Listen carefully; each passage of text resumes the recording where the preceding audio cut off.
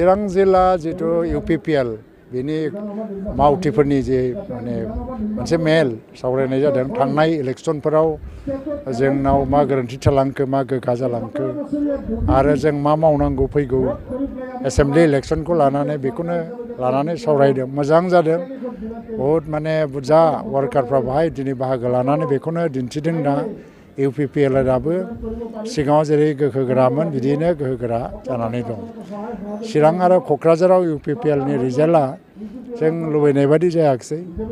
आरो बेवहाय गोबां जाहोन दङ मावथिफ्रा मावदोंमोन सान हर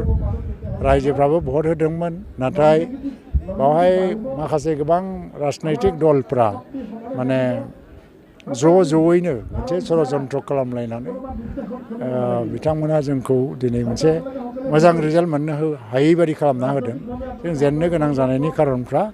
जाबाय गोबां राजनैतिक दलफोरनिबो षड़यन्त्र दङ बाहाय आरो मोनसेल' नङा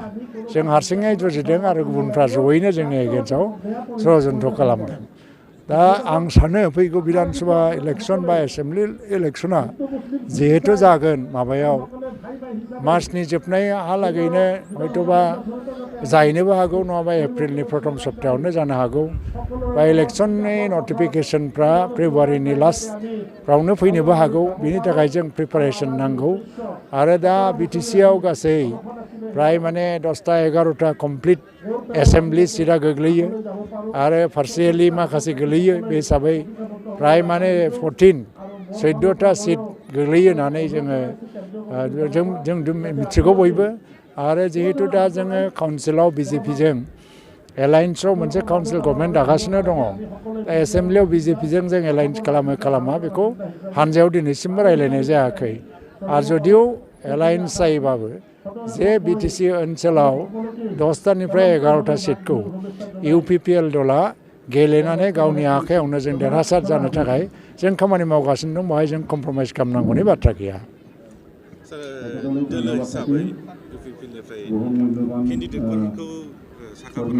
दासिमबो जायाखै बे 10-15 दिनसोनि गेजेराव मोनसे प्रक्रिया मोनसे प्रसेस स्टार्ट जागोन थ' केन्डिडेटफोरखौ सायख'लायनायनि आरो जोंनि हान्जायाव गोबां हयथ'बा MLA इलेक्सन गेलेनो जानाय गोसो थानाय मानसि ओंखारनो हागौ थेवब्लाबो जे जायखौ सायख'यो बेखौनो मानिनानै बयबो ज' खामानि मावलांगोन आं आसा खालामो सार बेक्तिगत भाबै एसे ओंखारफिननायनि उइलफोर दं नामा सारनाव दा आङोथ' माने 18 बोसोराव खेबबा इलेक्सन गेलेबोबाय आरो गाज्रि समावनो गेलेबोबाय थाबाय दा दिनै मोजां सम फैदों दा हानजाया मा डिसिसन लायो बेनि सायाव मानो निस्सय माने खामानि मावनायनि जि गोसो बेथ' दङ दासिमबो दङ नाथाय बे गासैबो दलनि दैदेनगिरिफोरनि सायाव सोनारगोन जे रायजोनि राजनितियाव जुदि आंखौ लाबोयोबा बेवहायबो आं गोसो होनानैनो मावगोन आरो दला जेरै थांखि लागोन बिदिनो आवगायलांगोन